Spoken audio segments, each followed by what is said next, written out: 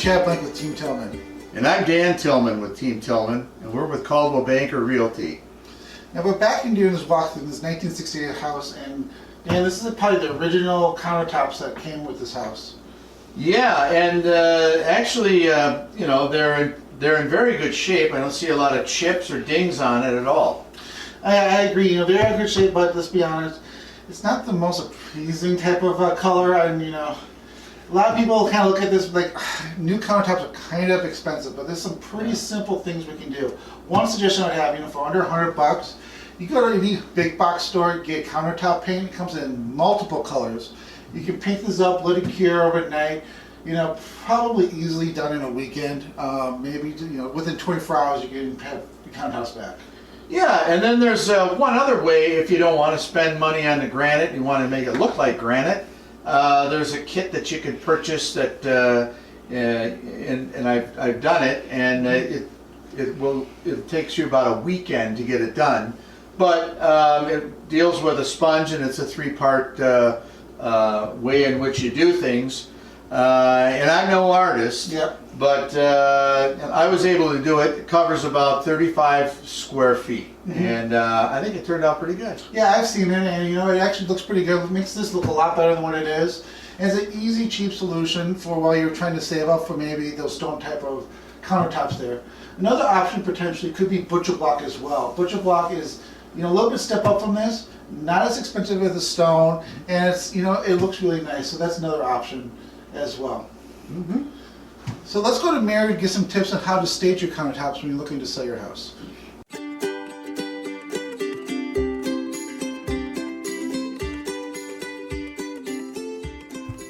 Hey everybody, I'm Mary Tillman with Team Tillman, Cookbook Banker. We're going to talk a little bit about kitchens and countertops today and some staging tips for you. As always, cleanliness is the top thing. I would say if you're going to do anything, do a deep clean. Everybody wants a nice fresh look, especially in the kitchen. It's the center of your home. The second thing is if you have any major maintenance issues in your kitchen, it is well worth your time and your money to fix those. In this particular home that I'm standing in, we found out that the dishwasher was leaking. We found a spot in the ceiling downstairs, and there was some warped floorboards in front of it. We ended up pulling this dishwasher out and found out it was leaking, so obviously it went.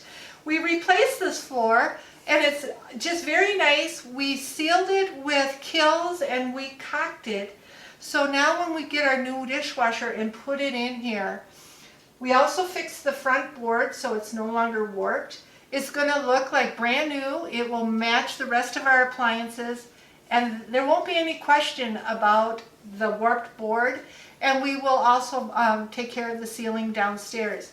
You can disclose that there was a leaking problem, but it has been completely fixed. I would even take pictures of this to show it to your new buyers, that how nice the floor looks now and how well it's been repaired.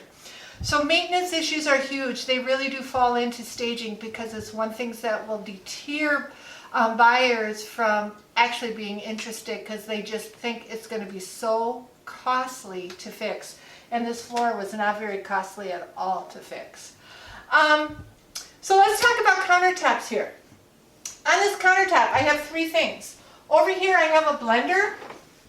This is a very small space. Actually, it's a perfect space for a blender. If you use a blender day in and day out for smoothies, for cooking, baking, whatever, I would say leave it. This is a good spot to put it. I don't know what else I would really put here. I have a coffee maker, and I know many of you are coffee drinkers. I would say every morning after your coffee, if you could stick this in a shelf right out here where it's convenient to put it back and forth, I would highly suggest that. I have Alexa over there on the end, and she can certainly stay there. But I would put something here just for staging. If you look at my wall over there, I have a very deep red color. The rest of my kitchen really is fairly neutral with tans and browns. So I may put a cookie jar here and bring in some of those reds or some color that would pull out that red as well and put a pop of color on your counter here. You may want to put a fruit bowl and some fruit in there. That would look really nice too. Another thing that I frequently do when I stage is I have a very colorful hardcover cookbook, and I have a stand. So I usually put that opened up to one of my favorite recipes right on the counter, and I will put a couple spices that have a very colorful label to it. It's very inviting, and it makes you feel like, look at all this space I have to do a recipe or to cook. It is a great staging piece and very inviting, gets people's imaginations on how they could live in this kitchen. I want to take you over here to this oven, this cook oven here. We have a lot of things over here. It's really a great cooking area, and this kitchen has a great triangle to it for cooking. But for example, if you can see over here, there's some some cutting mats here. There's knives, paper towels, we got a spice rack, we got a toaster, we got some olive oil, we got some spray, and we got salt and pepper. There's really a lot of clutter over here. The spice racks are a good thing. They actually can be used for staging. Spices are quite colorful and interesting, to tell you the truth. I would put the toaster down below and bring it out when I need it while I am listing my house. The other things I would get rid of are this olive oil, the spray, and the salt and pepper, and put them up into my cupboards here, only because they tend to have a little bit of a clutter look to them.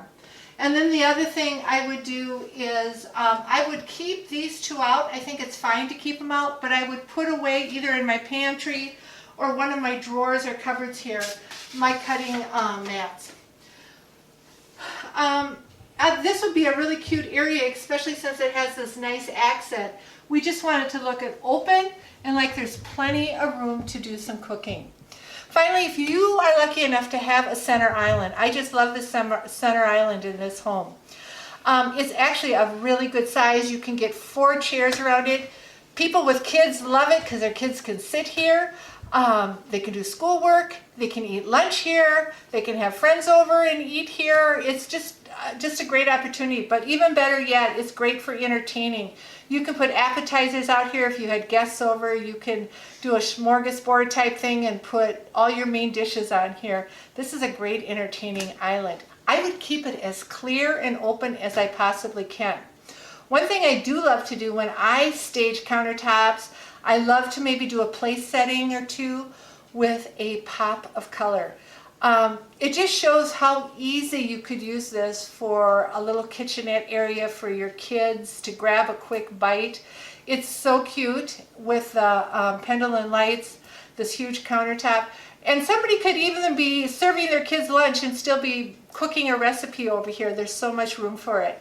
Something else I would suggest while you are thinking about staging your home. This is a little difficult to do if you're living in your home, but if by chance you have a vacant home, or maybe it's a parent's home that's vacant, or you've relocated or moved to another home, if you could set your kitchen table, if you have a kitchen table, put a pop of color and make it look maybe some fresh flowers or something really bright, and make it look so welcoming, like, yeah, I could see our family sitting there.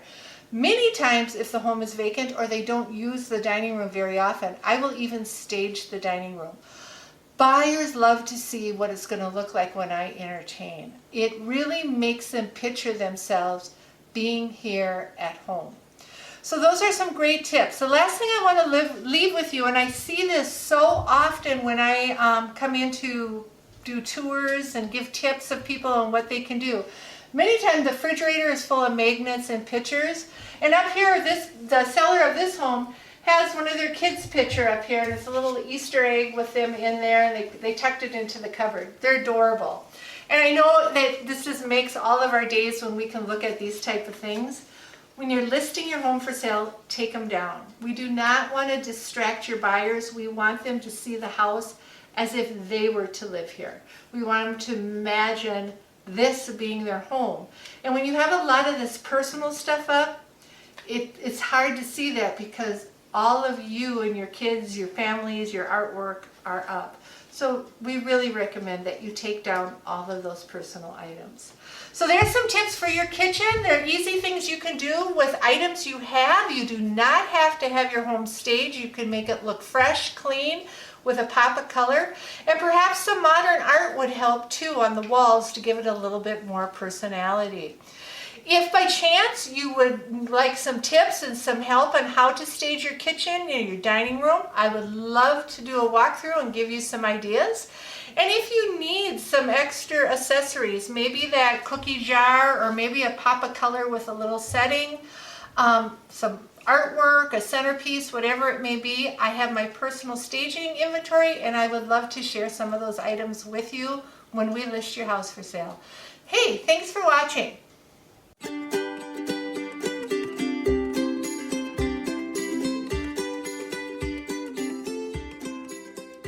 So when you're looking to update your kitchen and you think about replacing the countertops, it's important to know how to measure the countertops properly. There's two different ways you could potentially do it. It depends what you're looking for. One is linear feet, and I'm going to show you how to do linear feet right now. Linear feet is really the length of the cabinet. The one thing to remember though is for the corners, make sure you measure all the way into the corners. And come all the way across, and do not exclude things like your stove or your sink, because that's going to need to be included. So for this one, I went all the way across right here, and then to continue on, I would start at this corner and go out. Linear feet is used especially for if you want to replace it with a more updated Formica type of countertop. If you leave it with stone, they're going to want to know the square footage. So you just take your linear feet, measure the depth of your countertops, which is usually right around 24 inches, and then this will give you the square footage. One thing to note, if you are replacing it with stone, the people you buy your stone from and they're cutting out like the hole for the sink, etc., they're going to come in and measure it as well just to make sure that everything's perfect. But you just want to get a general idea of how much you need. This is the way that you get the measurements done. Now, Team Tillman has wonderful resources on areas in which you can actually purchase different type of countertops and professionals to install it. So please reach out if you're looking to do any type of project like this, and we can definitely help you out. Thanks for joining us for this week's Tuesday Tips with Team Tillman. Subscribe for next week's tips video and join us at teamtillmanmn.com. There you'll find on our event page we have in-person seminars that go over simple home improvements. Also, we have additional resources and ebooks for all your personal real estate needs. Finally, we are proud to offer a $1,000 off closing cost buy or seller program. Join us next week for another Tuesday Tips with Team Tillman. Thanks for watching.